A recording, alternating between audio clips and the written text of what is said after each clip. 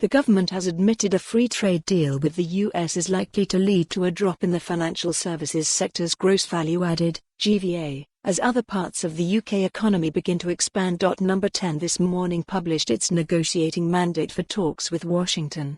Those discussions, expected to be spearheaded by Chief Trade Negotiation Advisor Crawford Falconer, are likely to kick off this week, in concert with parallel talks in Brussels. The government believes industries including ceramics, cars, food and drink will benefit most from a US trade deal. But for financial services, a deal will actually erode the sector's GVA by around 0.5%. In 2018, that figure stood at £131.0 billion, equivalent to 6.9% of the UK's GDP. The document also reveals that employment in financial services is also likely to fall in the long run. This reflects a reallocation of resources towards other sectors in the economy as they expand following the FTA, the mandate stressed.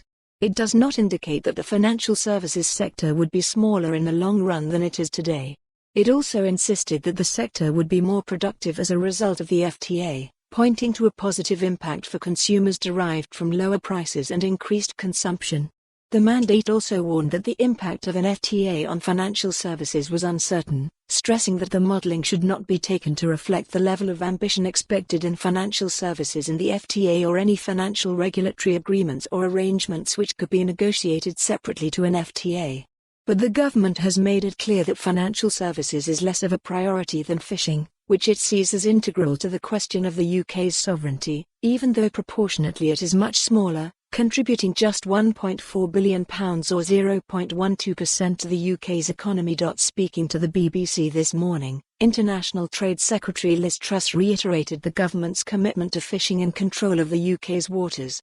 "We are not going to trade away our fishing in a trade deal with the EU or any other negotiating partner for that matter," she said. "I'm not going into what-ifs. What I'm saying is that we are going to get a deal with the EU that does not involve selling out our fishing. We've been very clear on our position on fishing, we won't be selling out our fishing." One of the reasons why people voted to leave the EU was they wanted the UK to become an independent coastal state, to have control over our own waters. It's as simple as that.